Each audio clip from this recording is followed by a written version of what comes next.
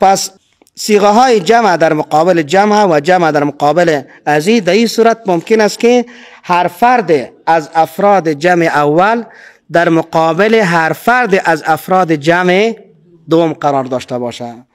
ای الف بود. والوالدات یرضعن اولادهن حولین کاملین. والوالدات هر یکی از مادرها یرضعن شیر بتن هر یکی از این مادرها، اولادهن اولادهایشان هر یکی از این مادرها، حولین کاملین 2 سال پورا. پس اینجا جمع در مقابل جمع آمده و هر فرد از جمع اولی در مقابل هر فرد از جمع دومی هست. الله عز و جل میگه که ان الله یأمرکم ان تؤدوا الامانات الى اهلها. الله امر میکنه هر یکی از شما را ان تؤدوا، که شما ادا کنید هر یکی از شما امانات را به اهلش. ان تؤدوا هم جمع است، یأمرکم هم چی هست؟ جمع است. پس هر یکی از جمع اول، افراد جمع اول در مقابل افراد جمع دوم مراد هست. سختش هم زمایر اول بود. دست مورد نوح علیه السلام میگه و اینی کلما دعوتهم لتغفر لهم جعلوا اصابعهم فی آذانهم واستغشوا ثيابهم واصروا واستكبروا استكبارا. و اینی کلما دعوتهم، یقینا ما هر وقت که ایشان را میخواستم دعوت میکردم، لتغفر لهم، ای الله تا تو برشان مغفرت بکنی، اینا راه درست قبول بکنن و تو مغفرتشان بکنی. جعلوا اصابعهم، هم جمع است، دعوتهم جمع است، هر یکی از اینا میگردانیدن اصابع انگشتایشان را فی آذانهم، در گوشهایشان، هر یکیشان انگشتایشان را در کجا؟ ایتونه که یکی در گوش دیگه بانه، بلکه هر کدام انگشت در گوش خود میمان.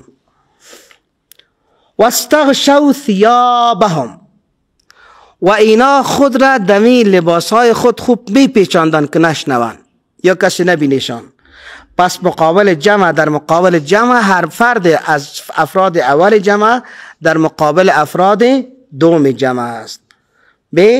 ممکن است که تمام افراد جمع، افراد یک جمع در مقابل تک تک افراد جمع دیگر مقصود باشد. ممکن است که تمام افراد یک جمع در مقابل تک تک افراد هر یکی از افراد جمع دیگه مقصود باشه.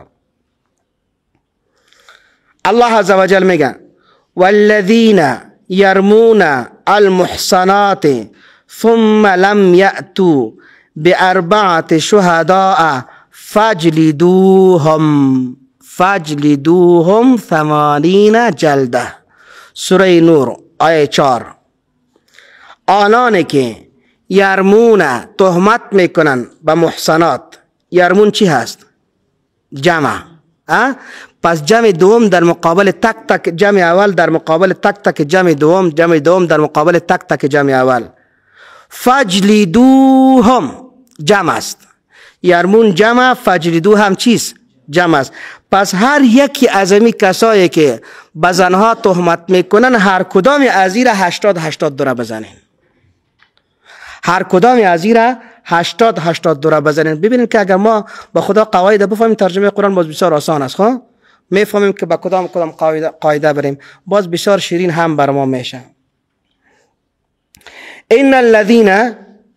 ان الذين يكتمون ما انزلنا من البينات والهدى من بعد ما بيناه للناس في الكتاب اولئك لعنهم الله ويلعنهم اللاعنون. ان الذين یکتمون چی هست؟ جمع.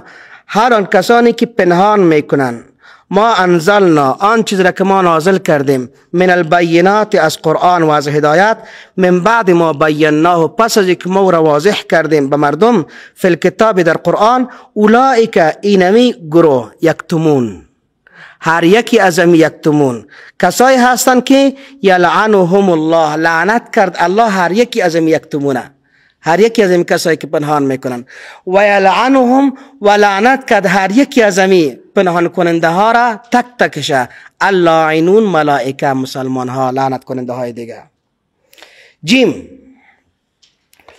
ممکن است که محتمل یکی از دو معنای گذشته باشه. محتمل یعنی معنای احتمالی، یکی از دو معنای گذشته باشه که در این صورت باز احتیاج به دلیل هست، یعنی احتیاج به قرینه هست. ما که گفتم که یکی از این دو معنا را تعیین بکنیم. در اینجا باز ما ضرورت به دلیل خارجی داریم که یکی از این دو معنا را باید تعیین بکنیم. وعد الله المؤمنین والمؤمنات جنات تجری من تحتها الانهار خالدین فیها.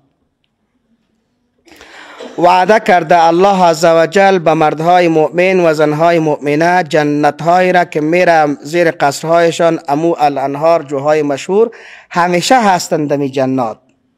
آل سیل میکنه که محتملی است که هر فرد مؤمن به یک جنت برسه یا چند جنت وعده داده شده.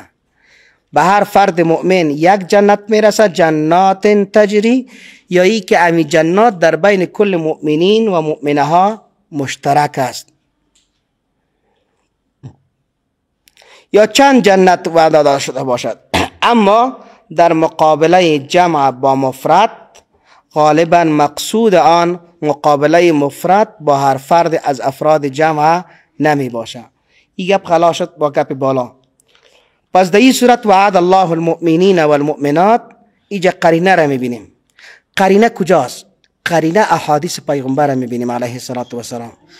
قرینه اقوال صحابه را میبینیم. قرینه آیات دیگر را میبینیم که چی ترجمه کرده.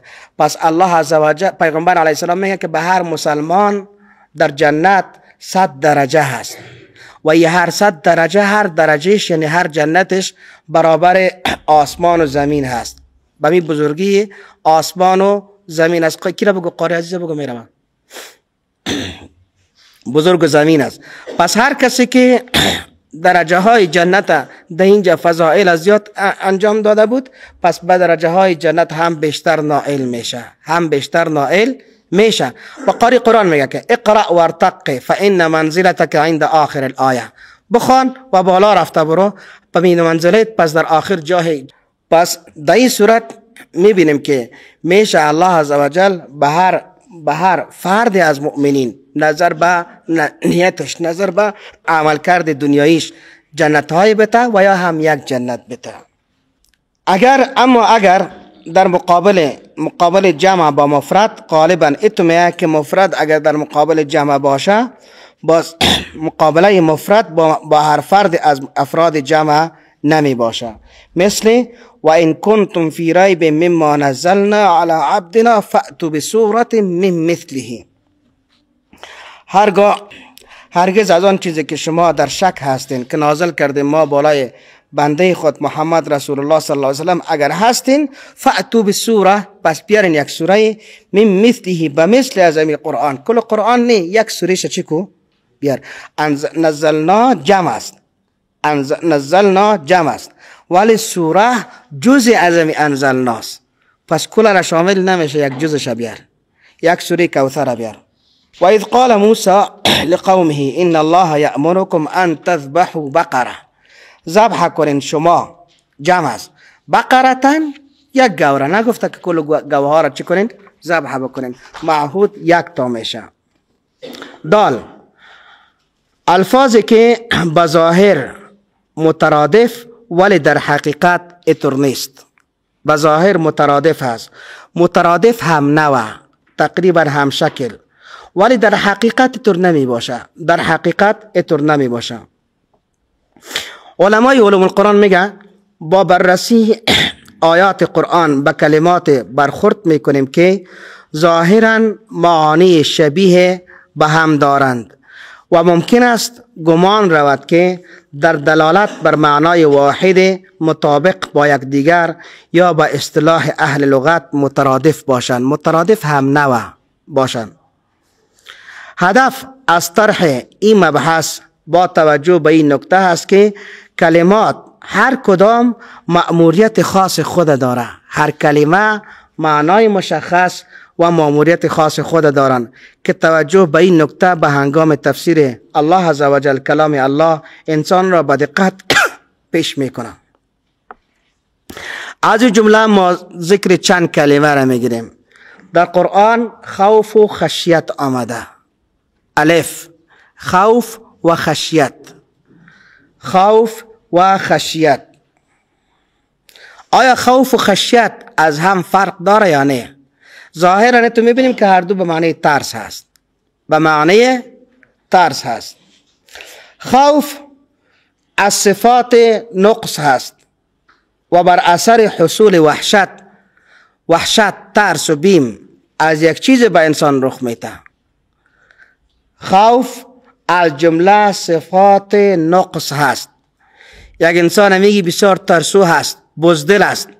این بزدلی و ترسوش کدام صفت کمال نیست، بلکه صفات نقص هست. دو این معنا را خشیت هم داره، خردو را باز یک جا یک معنا نمیکنیم.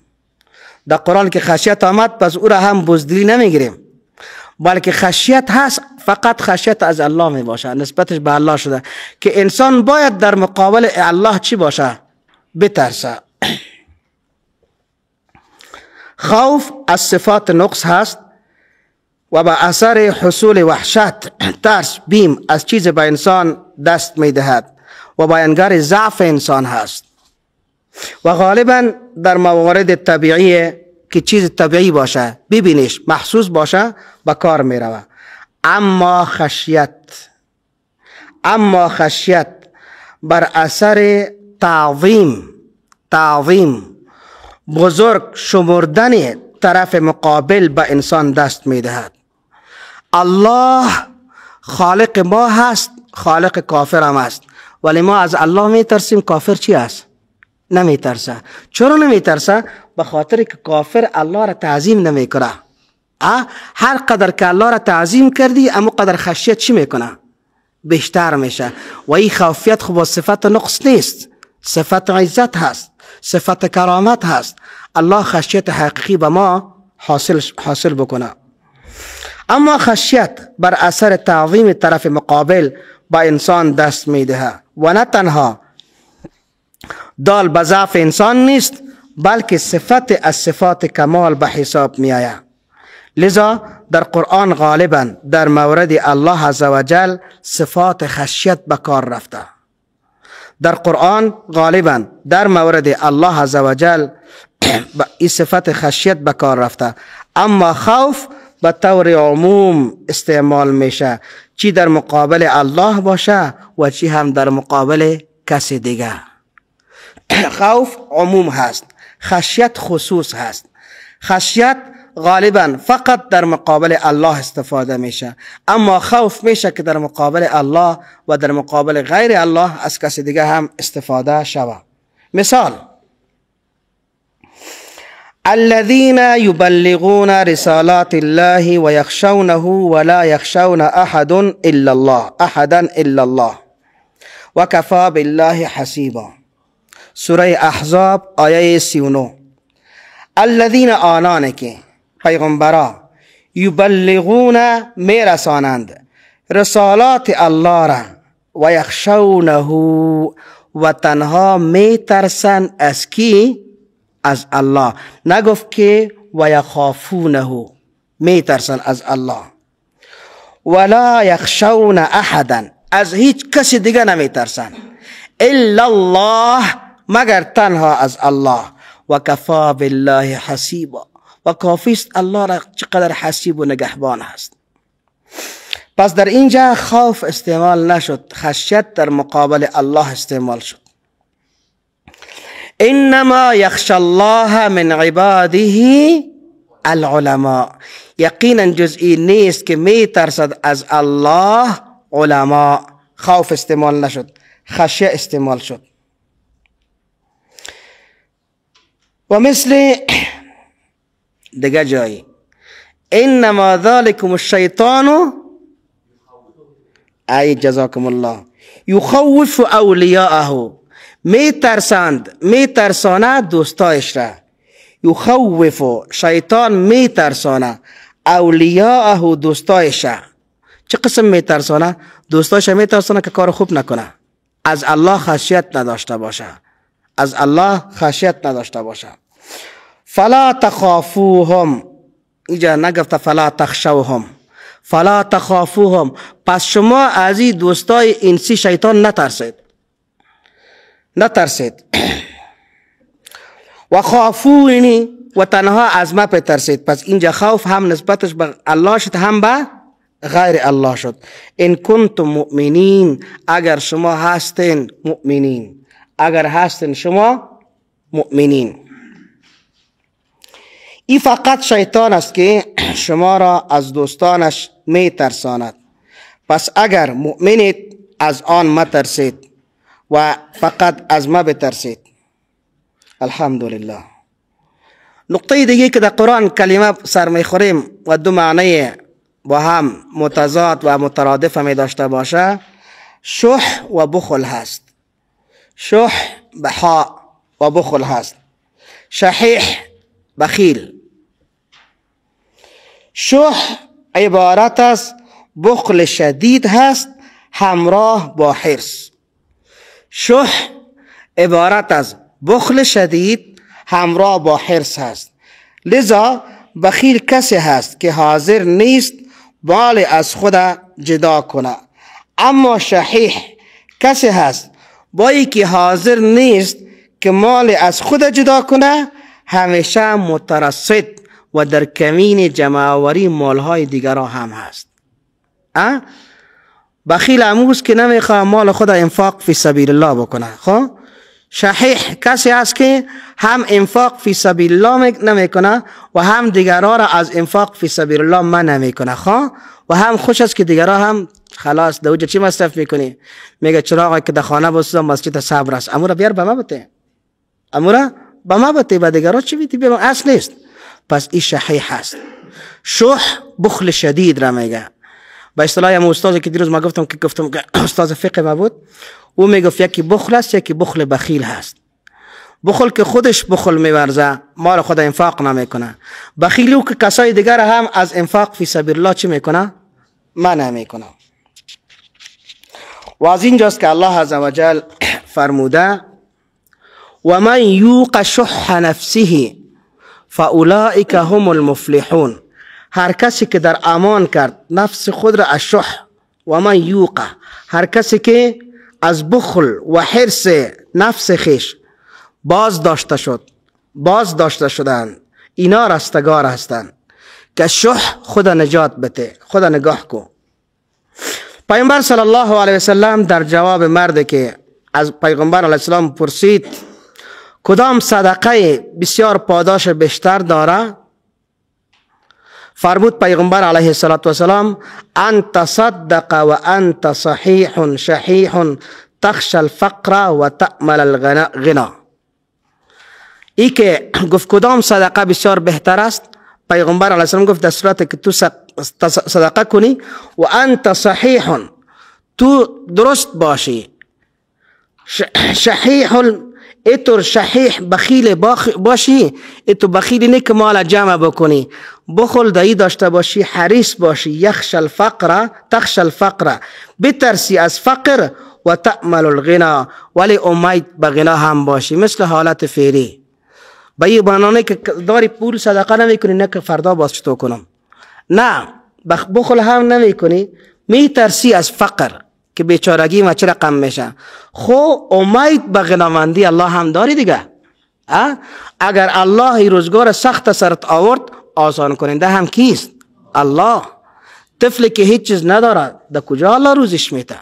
پیامبر علیه السلام میگه گمان شما، توکل شما با الله مثل همو حدیث مسلم است، مثل همو پرنده شوه که صبح از حاشانی خود میبراید جاغور خالی، نه عزیزی بانگ داره، نه کابل بانگ داره، نه یایی بانگ داره، نه به حساب امریکا و اروپا چشمش دوخته هست، ولی شب که می جاغورش سیر است، ولی او کی داره؟ الله داره. او کی داره؟ الله داره. میگه توکلت را تو این مسلمان به می قسم بساز. پس در این صورت که تو بسیار فقیر هم هستی، از فقر اینقدر شح داری که نشه که بسیار فقیر شوم، خود تعمل الغنا، امید به غنامندی هم داری که الله روزگار چی میکنه؟ از بین میبره انشاءالله. جیم، سبیل و طریق. سبیل و طریق هر دو به معنی یکی هست، به معنی راه، مگر راه آسان و صاف سبیل میگن. راه آسان و صاف سبیل میگن. اما طریق عام هست. در قرآن هر جا کلمه طریق یا صراط که مساوی مرادف آن است به کار رفته باشد، در امر خیر چه در امر خیر باشه و چه هم در شر، به هر صورت موصوف استعمال شده، صراط و طریق. اما سبیل که برای امر خیر به کار رفته، غالبا باز مفرد ذکر میشه، باز جمع ذکر نمیشه و بدون وصف آمده است. مثال اهدنا الصراط المستقیم. حالا اینجا صراط راه چی خیر باشه چی شر، خونه صفت شده به مستقیم، اما راه کج نه. صراط الذین انعمت علیهم، نه صراط الذین غیر المغضوب علیهم، نه راه کسانی که سرشان غضب کردی. ادعو الى سبیل ربک بالحکمة والموعظة الحسنه. بخاطر شکران عزیز تا 4 بجه درس میخوانیم. ادعو الى سبیل ربک بالحکمة والموعظة الحسنه. ادعو الى سبیل ربک، دعوت کو مردم را براه پروردگارت. سبل نیامد، چی آمد؟ سبیل. صراطم نامد، به خاطر که سبیل هر وقت که مفرد ذکر شوه باز یک راه مراد است، دو تا مراد نمیشه. سبل نیامده.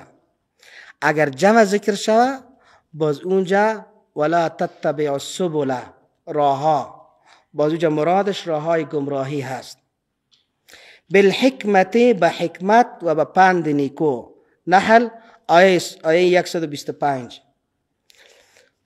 انما السبیل علی الذین یستأذنونک وهم اغنیاء. جزئی نیست، راه، دلیل بالای کسایی هست که از تو اجازه میخواهند در مورد رفتن به غزوه تبوک و هم اغنیا، در حالی که ایشان غنی هم هستند. پیش پیامبر صلی الله علیه وسلم در آخر سوره پاره 10 میخوانیم. یک تعداد آمد چشمایشان هم گریه پر که اونا میخواستند که به غزوه تبوک برن ولی هیچ چیز نداشتن که برن. پیش پیغمبر آمد و ای از جمله ابو موسی اشعری و قوم اشعری بود. پیش پیغمبر علیه السلام گفت یا رسول الله، پاهای ما لچ است، اسب و مرکب و شتر نداریم و شوق جهاد و شهادت هم داریم، ما را روان بکن.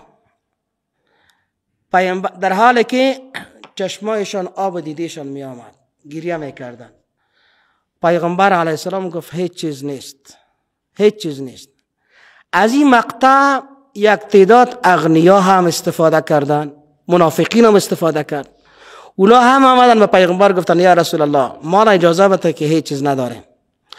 نه، الله میگه که بالای اونایی که به حق آمده بودن اجازه میخواستن، کدام دلیل نیست، علت نیست، سبیل نیست، راه تعذیبشان نیست. اما تعذیب بالای کسایی هستند که و هم اغنیا، چیز داشتن هم اما به جهاد شرکت نکردن. پس اینجا سبیل آمد. الله اکبر. حضرت علی رضی الله تعالی عنه میگه ما به غزوه تبوک رفتیم در حالی که به هر 10 نفر ما 1 دانه شتر رسیده بود. و تبوک از مدینه منوره اغلبا که 500 کیلومتر یا بیشتر فاصله داره، بلکه 900 کیلومتر فاصله داره انشاءالله. در این مسیر راه میگه ما به نوبه در سر شتر سوار میشدیم و فقط همراه ما یک مشکک آب بود، دیگه چیز هم نداشتیم. در دشت میرفتیم و چند دانه خرما بیش نبود. خرما را هر کدام ما تا آخر نمیخوردیم که به بیادر ما چیز نمیمانه. خرما را یکی ما میچوشیدیم، باز به دیگه میدادیم، به دیگه تا که در نفر اخیر که خستش مانده بود خستش به طرف مینداخت. و ما از گرسنگی و تشنگی آب و شیر نبود، در پستانای شتر ناقی دهان خود میماندیم، اما تو کشکش میکردیم که باشه اگر چیزی بیایه و هیچ شیری نبود. به مو حالت از امر پیغمبر سرکشی نکردن. انفروا خفافا و ثقالا و جاهدوا باموالکم و انفسکم فی سبیل الله در مورد غزوه تبوک هست. ولی از امر پیغمبر از امر الله سرپیچی نکردن. به خاطر دهن کوبیدن کفار و اعلای کلمت الله حاضر شدن که امو سفر طولانی را به اون شکم گشنه به 10 نفر یک شتر و یک خرما به چند نفر میچوشه. قرتش نمیکنه که باش دیگه خلاص به خلاص، نه میچوشه، فکر بچوشی به چند نفر میرسه. تا آخر که خستش که هیچ چیز شیرنیش نمیمانه و را باز او طرف میندازن.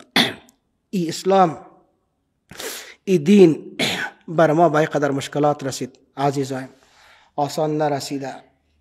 اتر بخواب ایرتیر نکنین. صحابه اونطور مشکلات تایی کرد. الله همت نصیب کن. پس اینجا سبیل به می قسم. انما السبیل علی الذین یستأذنونک و هم اغنیا. دال مد و امد، یکیش ثلاثی مجرد است، دیگیش مزید. مده در اصل مدده هست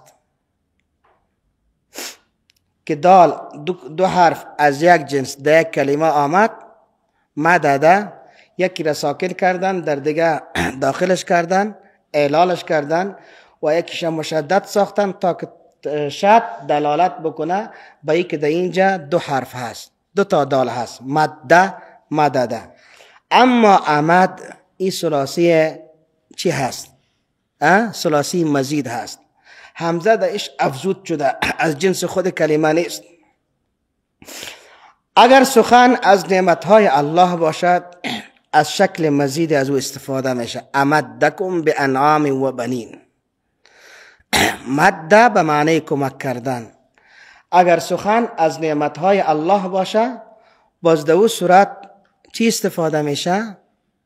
صیغه مزید فیه استفاده میشه. امد. و امددناکم بانعام باموال و بنین. ما شما را کمک کردیم. امددنا از امده یمدو هست، از امده یمدو، از مده یمدو نیست. مده یمدو مجردش هست. مده یمدو باز از اکرم یکرمو که وقتی که ثلاثی مزید شوه باز حرف مضارعت دو چی میایه؟ باز مرفوع میایه. اکرم یکرم اکراما. و امددناکم و یمددکم باموال و بنین و یجعل لکم جنات و یجعل لکم انهارا. در اینجا هم یمددکم، اینجا مزید فیه آمده، مزید فیه آمده به خاطر که مراد در آیت نعمت هاست. مراد در آیت نعمت هاست. و اگر در مورد عذاب باشه باز اینجا مجرد ذکر میشه، مزید ذکر نمیشه. الله میگه کلا سنکتب ما یقول و نمد له من العذاب مدا. پس اینجا مطلب نعمت نیست، عذاب هست. وقتی که عذاب هست الله میگه کلا تو نیست، سنکتب زود است که ما بنویسیم توسط کرام الکاتبین آن چیزی که میگه ما یقول و نمد له من العذاب مدا. ما ایره کش بکنیم از عذاب به بسیار کش کردن، عذابش بکنیم. پس اینجا نمدو عذاب را برای او خواهیم افزود. طولانی عذاب را خواهد برش دادیم. اینجا مراد نعمت نیست. 4. سوال و جواب. سوال و جواب. 1. اصل در جواب آن است که مطابق سوال باشد. قاعده کلی یا قاعده اکثری همیست. اصل در جواب آن است که مطابق سوال باشد. الله عز وجل میگه یسألونک عن المحیض قل هو اذى فاعتزلوا النساء فی المحیض. از عادت ماهوار خانم ها پرسیدن و در مقابلشان هم این همه طور جواب داد الله که قل هو اذى، او اذیت هست. فاعتزلوا النساء فی المحیض، پس شما دوری بکنین دریها از زنها در حالت حیض، عادت ماهوار. جواب مطابق سوال. یسألونک عن الخمر والمیسر قل فیهما اثم کبیر. سوال هم از شراب قمار هست، جواب هم از شراب قمار هست. 2. ممکن است که جواب مطابق سوال نباشه. ممکن است که جواب مطابق سوال وارد نشود. در اینجا با توجه دادن به نحوه پرسش، به طریقه پرسش که چه قسم سوال شده، پرسش سوال کننده با سوال جواب داده می شود. ممکن است جواب مطابق سوال وارد نشود. در اینجا ضمن توجه دادن یعنی متوجه شدن به نحوه پرسش سوال کننده که از چه خاطر چه قسم پرسیده، به سوال جواب داده می شود که در این صورت باز لازم است که آن طور مطرح شود مثل که این سوال از فرعون، سوال فرعون که از حضرت موسی علیه السلام پرسید. باز این را جواب حکیمانه میگن که از او که از چیز از پرسیده از او که بلندتر جواب برش میدی. تنها او چیز نه، اینطور جواب برش میدی که او دهن سوال کننده آرام شود. آرام شود. فرعون از موسی علیه السلام پرسید که و ما رب العالمین، سوره شعراء آیه 23. این رب العالمین کیست؟ این سوال از ماهیت و حقیقت ذات الله عز و جل هست. چون ما برای سوال از ذات و حقیقت بکار میره، چون ما و ما رب العالمین ما عموم هست، برای سوال از ذات و حقیقت بکار میره، ولی حضرت موسی علیه السلام در جواب میگه که رب السماوات والارض و ما بینهما ان کنتم موقنین. سایکو یک رب العالمین پرسان میکنه، این میگه رب السماوات والارض ان کنتم موقنین. الله خالق آسمان ها و زمین هست و آن چیزی که در بین آسمان ها و زمین است که از جمله تو هم هستی. ای فرعون، اگر شما هستین یقین دارین. او با سوال دیگه توجه میکنه که از آثارش شناخت، اما فرعون با پوزخندی و تمسخر دیگه سوال میکنه. چی؟ الا تستمعون؟ مردم نمیبینید که ما از موسی چی پرسان کردم؟ گفتم رب العالمین کی است؟ میگه رب السماوات والارض و ما بینهما. شما را میج گرفت، مرا میج گرفت. الا تستمعون؟ نشنیدین که موسی علیه بالله ساحر جادوگر چی گفت؟ ایوازی که به موسی سوال کنه به قسم استهزاء و تمسخر از افراد خود پرسان میکنه. مرا چی میکنین؟ شما نشنیدین که چی گفت؟ یعنی خدایی مرا قبول نداره، الوهیت مرا قبول نداره، حاکمیت مرا قبول نداره. الا تستمعون؟ حضرت موسی برش میگه ربکم و رب آبائکم الاولین. خودش هم نمیگه که نه تنها تو خود ربوبیت خدا، حاکمیت خدا را قبول نداری، نه کس او رب هست که رب تو و رب کسایی که پیش تیر شده از کل موجودات، از کلش هست. اینجا کلمه اولین میاره، ربکم و رب آبائکم الاولین. تو خو ولید بن مصعب هستی، پدر داری مادر داری، پدر و مادرت هم الله پیدا کرده، خالق از او هم الله هست و خدا خو مخلوق نمی باشه. اگر تو خدا هستی پدرت هم باید خدا می بود، مادرت هم باید خدا می بود. نه ربکم خالق شما. چرا اینجا سیکو که فرعون الا تستمعون دیگارم چی کرد؟ شریک ساخت که تنها خونستم شما هم جواب بتین دیگه، تنها مرا چوب نسازین. الله موسی علیه السلام میگه ربکم، رب تو نه، ربکم رب کلتان است و رب آبائکم رب پدرای کلتان است، الاولین که پیش تیز شده. موسی علیه السلام از سوال کرده اضافه تر جواب داد. باز فرعون ناچار آلخراستی پدر داره، پدر خودش هم برش معلوم است، پدر دیگراش از افرادش هم برش معلوم است. میگه که ان رسولکم الذی ارسل الیکم لمجنون، این پیغمبری که به شما فرستاده شده معلوم میشه دیوانه هست، این دیوانه هست. اما موسی چی میگه؟ نه تو دیوانه میگی، رب المشرق والمغرب و ما بینهما ان کنتم تعقلون. اینجا موقنین نمیگه، به خاطر که دیوانگی در خلاف عقل میآید، در خلاف عقل. کسی که عقلش درست باشه دیوانه نیست، کسی که دیوانه شده باشه کارای عاقلانه نمیکنه. نه این چیزایی که شما میگین من مجنون میگین، من نه، بلکه شما دیوانه هستین.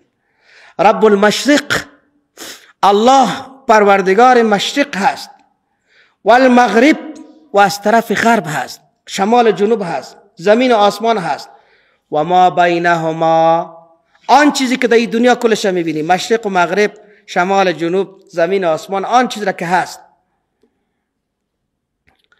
خو ان کنتم تعقلون، اگر شما عقل دارین. نه من مجنون نیستم، شما عقل ندارین، از عقلتان از خیرتان کار نمیگیرین. دهان فرعون خود چوب منال چی بگویه؟ میگه فکرت باشه لئن اتخذت الها غیری لاجعلنک من المسجونین، اگر غیر ما کسی دیگر حاکم بدانی باز ما تو را زندانی میکنم، ما تو را زندانی میکنم. آخرین جواب بیعقلانه فرعون امی بود که دیگه هیچ جواب نداشت. امی قسم مناقشه ادامه پیدا میکنه. 3. امکان داره جواب به قصد توضیح بیشتر، جواب به قصد توضیح بیشتر یا مقصد مهم دیگر بیشتر از مقدار مطلوب در سوال باشد. امکان داره جواب به قصد توضیح وضاحت بیشتر یا مقصد مهم دیگری از سوال بیشتر باشه، از مطلوب بیشتر باشه. من ینجیکم من ظلمات البر والبحر،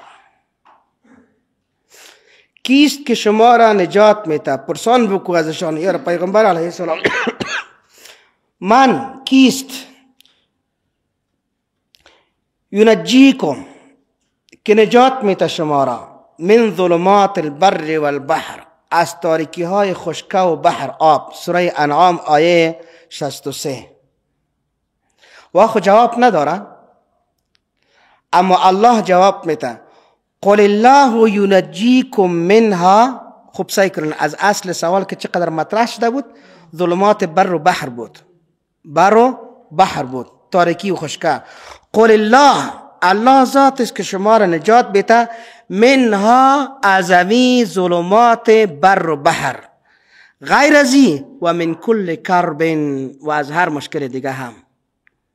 نه تنها این ظلمات بر و بحر که شما سفر میکنین، سفر خشکه و یا هم سفر بحری، امی دو تا را محسوس میکنین، نه غیر ازی و من کل کرب و دیگه از هر مشکل دیگه هم الله شما را نجات میده. ثم انتم تشرکون، باز شما کسایی هستین که به الله شریک میارین. کافی است که تو گفته میشد که ینجیکم منها.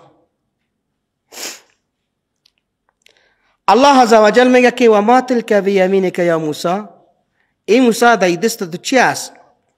موسی علیه السلام میگه که قال هی عصای، این عصایم است، اما از سوال کده بیشتر جواب میده. عصای ماست خلاص. الله نگفته که همراه عصا چی میکنی؟ میگه اتوکئ علیها، این عصای ما خو هست، به این تکیه میکنم. و احش بها غنمی، و همراه از این به گوسفندای خود برگ میتکانم. غیر از این هم نه، ولی فیها معارب اخرى، دیگه کارهای دیگه هم میکنم. کس سرم حمله بکنه در فرقش میزنم. پس کارهای دیگه هم میکنم. صرف الله پرسیده بود که و ما تلک بیمینک یا موسی، در دست راست تو چی هست؟ قال هی عصای، یا عصای ما خو هست. اتوکئ علیها و احش بها غنمی ولی فیها معارب اخرى، دیگه کارهای بسیار زیاده هست. و این عصا تنها بر سفیدا نیست، خو عصا بسیار کارهای دیگر هم میکنه. خاصتا طرف کجیش که هست، این طرف راست شده بهش خود بگی کجیش در گردن کس پرت و کشش کو گرام، اون طرف میندازیش که سرت حمله بکنه. یا موبایل تا میگیره که در فرقش زده میری. 4 گاه میشه که ممکن است که جواب کمتر از مقدار مطلوب باشه، جواب در مقابل مطلوب، جواب بیشتر از مطلوب. گاه میشه که جواب کمتر از مطلوب باشه، از سوال باشه. کافرها به پیامبر علیه السلام گفتن که قال الذين لا يرجون لقاءنا ائت بقرآن غیر هذا او بدل. چند چیز پرسیدن، سوالشان زیاد است. گفت کافرها، آنانی که امید ندارن به لقاء الله، یعنی به مرگ، به زنده شدن بعد از مرگ باورمند نیستن. ائت بقرآن، بیار به ما مثل از قرآن، غیر هذا، غیر از قرآن. یک حصه سوال. او بدله، یا ای قرآن بدل بکو، جاهایش رنگ پاک بزن، پنسل پاک بزن. اما جاهایی که به خداهای ما را بد گفته و آلهه ما را بد گفته و پدرای ما را بد گفته، اونا را دور بکو. اما جواب فقط برای قسمت دوم سوال میه. قل ما یکون لی ان ابدله، اوجا بدل گفته بود نه، فقط حصه دوم میته. ما در توان ندارم کی را بدل بکنم از طرف خود، به خاطر که کلام از من است. ما این قرآن آورده نمیتونم. نمیگه که اینی لا اقدر علیه، ما قادر نیستم که قرآن به شما بیارم، قرآن غیر هذا، بلکه فقط از حصه دوم سوالشان جواب میده که و ما یکون لی ان ابدله من تلقاء نفسی، نیست در توان ما کی را بدل بکنم از طرف خود. الحمدلله. 7 جمله فرق بین جمله اسمیه و فعلیه چی بود؟ بالاش که بود 4 بود که گاهی میشد سوال مطابق جواب باشه، گاهی میشد که سوال از جواب از سوال کده زیادتر باشه، گاهی میشد که سوال از جواب کده چی شوه؟ کمتر بیاید. 7 فرق بین جمله اسمیه و جمله فعلیه که ده نکته را گفته بودیم چی هست؟ فعل همیشه دلالت به تجدد و حدوث میکنه.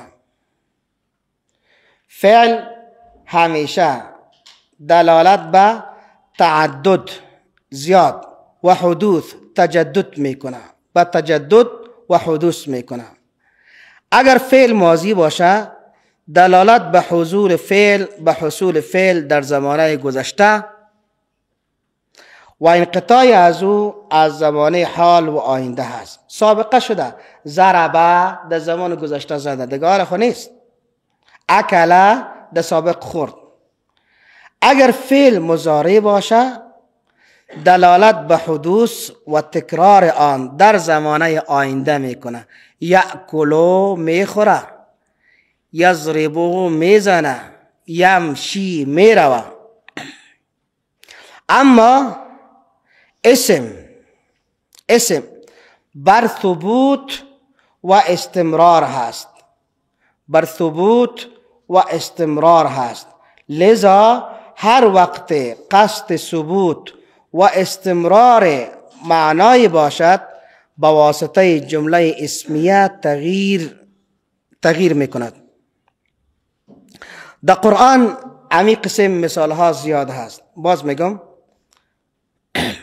اما اسم دال بر ثبوت و استمرار هست، لذا هر وقت قصد ثبوت و استمرار معنایی باشد به واسطه اسم جمله، به واسطه جمله اسمیه تغییر داده میتونیم، تغییر میکنه. و در قرآن نیز همین قسم مثال ها ما داریم. و الهکم اله واحد، پروردگار شما، معبود بر حق شما اله واحد، یکتا هست، جمله اسمیه هست. این دلالت به ثبوت و دوام میکنه. محمد رسول الله، پیغمبر صلی الله علیه وسلم فرستاده الله هست. وقتی که وجود فیزیکی هم داشت، وقتی که وجود فیزیکی هم نداره، تا قیامت. از اون وقت هست تا قیامت. انما المؤمنون اخوه، حجرات آیه 10. مسلمان ها برادرای یکدیگرند، نه فقط در وقت پیغمبر که آیت نازل شد، تا قیامت. والمؤمنون والمؤمنات بعضهم اولیاء بعض، مسلمان ها بعضش با بعض دیگهش برادر هستند تا قیامت، نه به یک وقت مشخص. 8. عطف.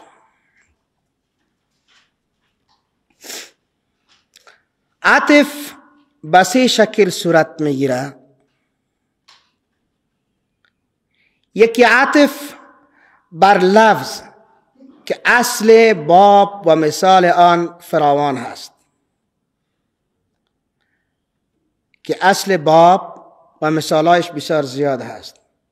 قرآن میگه که ان المسلمین والمسلمات والمؤمنین والمؤمنات تا آخر، آل مؤمن به مؤمنات، مؤمنات به مؤمنات، قانتین به قانتات. ای که عطف لفظی هست زیاد صورت میگیره، همیشه بسیار لا تحصا. 2. عطف به لفظ نه، عطف بر محل است. عطف بر محل، قرآن میگه که ان الذين آمنوا والذين هادوا والصابئون والنصارى من آمن بالله واليوم الآخر وعمل صالحا فلا خوف عليهم ولا هم يحزنون. کسانی که ایمان آورد از جمله مسلمان ها، والذین هادوا و کسانی که یهودی شدند، والصابئون کسایی که ستاره پرست هستند، والنصارى و کسایی که نصارا هستند، از جمله امیا مسلمانای حقیقی هست. من آمن بالله والیوم الاخر، آنان که ایمان به الله و روز آخرت دارند، و روز آخرت دارند.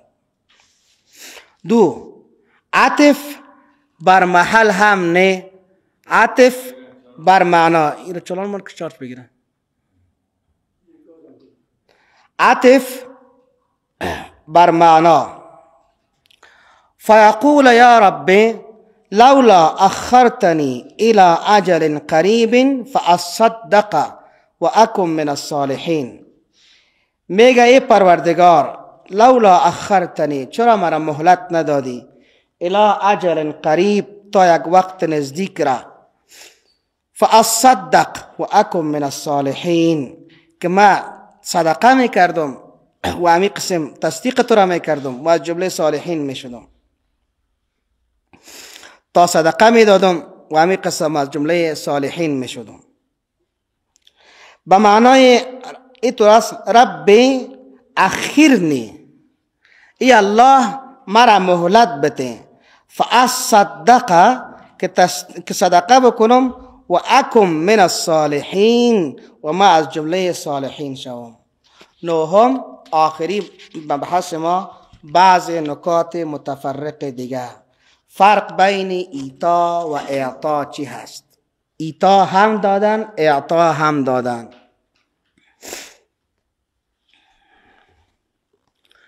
از آن جایی که فعل ایتا، ایتا الف یا ت الف ها رمزه،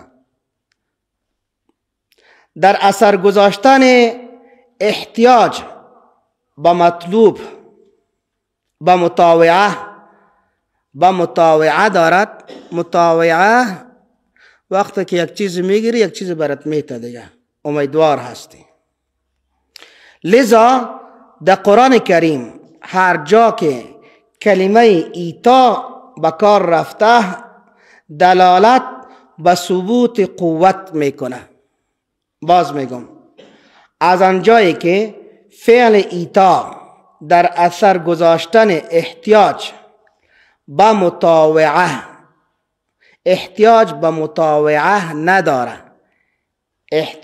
مطاوعه نداره،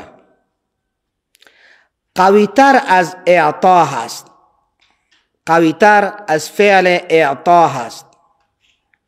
لذا در قرآن کریم هر جا که کلمه ایتا به کار رفته دلالت به ثبوت و قوت می دهد، بخلاف اعطا که این معنا را نمیده.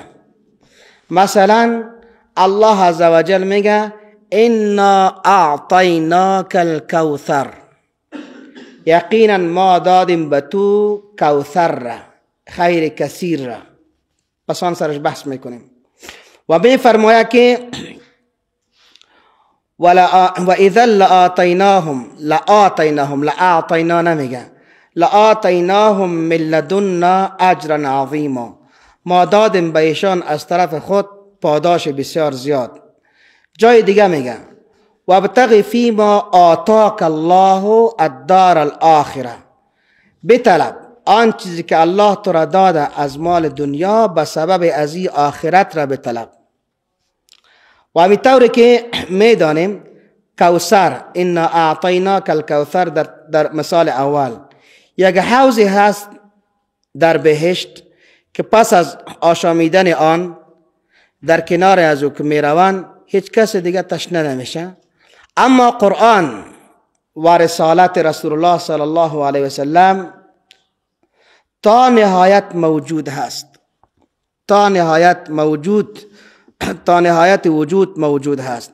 مثلا الله عزوجل میگه که و مؤمنان یؤتون الزکات و هم راکعون، میدهند زکات را و ایشان رکوع کننده هستند، نمازخوان هستند. به خاطر که زکات از امو خواصهای درونی ایماندار هست، ثابت میکنه که کسی ایمان داره به الله هرگاه که زکات بالایش فرض شود باید زکات بپردازه. اما در مقابل جزیه میگه که حتی یعطوا الجزیه عن ید و هم صاغرون، تا که بپردازند جزیه را به دست خود بده. زکات میشه که به دست کسی دیگر روان کنه، اما جزیه را باید به حکومت بده. زکات میشه به غیر حکومت به فقیر دیگه بده، اما جزیه را جز به حکومت به مأمور حکومتی که دو گواریده شده به کس دیگه داده نمیتونه. و هر جزیه دهنده که میاد هم او را بگوید که این جزیه هست، این جزیه هست که برات میتم، و هم به بسیار سرخمی باید بده. ازش مامور یا قاضی پرسان بکنه پیسه چیز کردی؟ صاحبی جزیه هست، جزیه از برات آوردیم. حتی یعطوا الجزیه عن ید و هم صاغرون، در حالی که ذلیل هستن، ذلیل باشن، با دست بسیار بالا بگی جزیه را برات آوردم. نه خیر صاحب قبول بکی جزیه از تو آوردیم. به خاطر کافر هنگام پرداخت جزیه ناخشنود هستند دیگه، اما کسی که مزکی هست زکات میته خوش است. زکات دهنده مسلمان هست، در بدل زکاتش الله برش در آخرت پاداش میته، اما در مقابل جزیه چی نیست؟ عوض نیست. در مقابل ایتا، فعل ایتا عوض است. یؤتون الزکاه، زکات میته، خود در آخرت برش الله پاداش میته.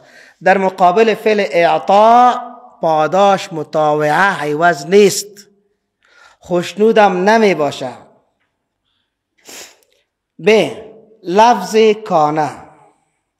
علمای لغت در مورد دلالت کانه اختلاف دارند. کانه، صار، اصبح و امسا و مات و ظلبات از افعال ناقصه است، مثل که در شمه ما میخوانیم. بعضی میگوید که کانه معنای جمله را به ماضی میبره، معنی جمله را به گذشته به ماضی میبره. و دلالت به انقطاع میده. یک قول. دوم، بعضی میگوید که مفید انقطاع نیست، نه معنا را به ماضی میبره ولی معنا را قطع نمیکنه. اما محققین میگه بهتر آن است که بگوییم کانه زمان جمله را به ماضی میبرد و دلالتش به انقطاع یا عدم آن مبهم است. بله، معنا را به ماضی میبره، خویی که حتما بگوییم که دلالتش به انقطاع هست یا نه، این مبهم است، معلوم نیست. اما کانه در قرآن به معنای زیر آمده، پس یعنی این معنی که قرینه را میبینیم که در اینجا معنایش انقطاع میشه و یا هم نمیشه. ازلی بودن الله عزوجل و استمرار آن تا ابد بدون انتها. و کان الله علیما حکیما، الله بود و هست حکیم و علیم. علیم و حکیم.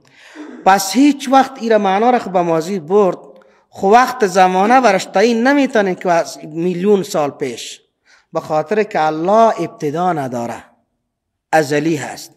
اگر ما بر از این وقت تعیین میکنیم، باز معنی ازلی بودن الله زیر سوال میه. حکیما، ازلی هست بود و حکیم بود هست، آخرش هم انتها برده نمیتونیم که تا چه وقت. نه انتها داره و نه هم ابتدا داشت. دو، دلالت به معنایی که منقطع شده هست، مثلا وقت بود حال قطع شده.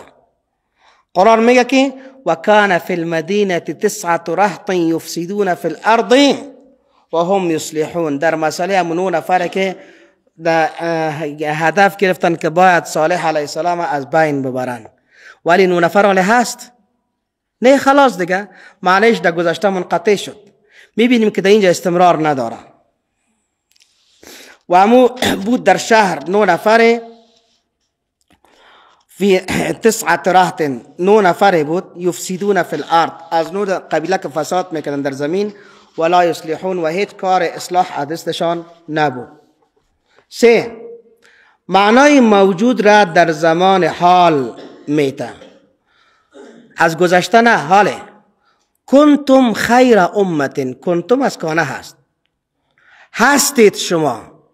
پس پیش از پیغمبر علیه السلام سابقه خود مسلمان ها نبود دیگه. از زمان پیغمبر تا این طرف تا قیامت کنتم نمیگیم که بودین شما، بلکه هستید شما. هستید شما. سعی کنین که چقدر اصول بر ما به درد میخورن. 4، سیرورت یعنی انتقال از یک حالت به حالت دیگه،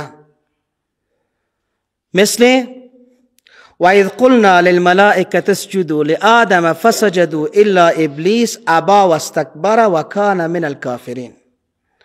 هر وقتی که ما گفتیم به ملائکه سجده کنین به آدم علیه السلام، اونا سجده کردن مگر ابلیس سجده نکرد.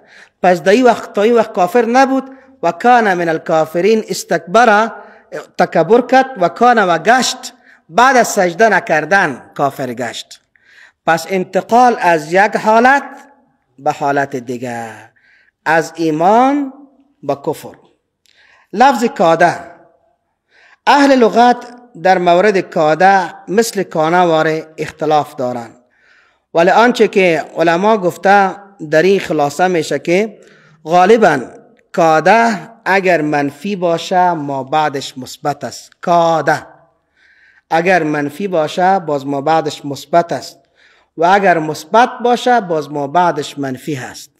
خلاف مثل و ما کادو یفعلون، یعنی انجام دادن، ولیکن چون دلشان نمیخواست که انجام بدن، ایگه و چطور بکشن دیگه، ایگه و شو نشا.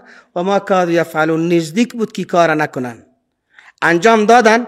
و ما کادو یفعلون، خو نزدیک بود که کار نکنن ولی کردن. ولولا ان ثبتناک لقد کدت ترکن الیهم شیئا قلیلا، و اگر تو را استوار نمی داشتیم براستی نزدیک بود که اندک اندک میزان به آنان گرایش میکردی اما نکردی. پس کاده هرگاه که نفی بود ما بعدش اثبات، و اگر اثبات بود ما بعدش چی؟ نفیه. لفظ جعله در قرآن جعله به معنای متعدد آمده استعمال شده، مثل نامگذاری کردن. الذی آنانی که جعلوا نامگذاری کردن قرآن را عیدین، قرآن را دروغ نامیدن.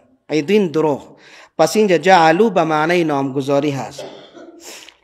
و به وجود آوردن الحمد لله الذي خلق السماوات والارض و جعل الظلمات، ای و خلق الظلمات، پیدا کرد تاریکی ها و روشنی را. امی قسم سیرورت گردانیدن، مثل الذي جعل لكم الارض فراشا، الذي الله ذاته که گردانید به شما زمین را بعد از خلقتش هموار. امی قسم به معنای اعتقاد. و جعلوا لله شرکاء، اینا گردانیدن به الله چیز؟ شریک. به الله شریک گردان. کما که صبر کو خلاص میکنه. لفظ فعل، لفظ فعل یک 5 دقیقه وقت خلاص میشه. فعل گاهی برای اختصار افعال متعدد به کار می رود،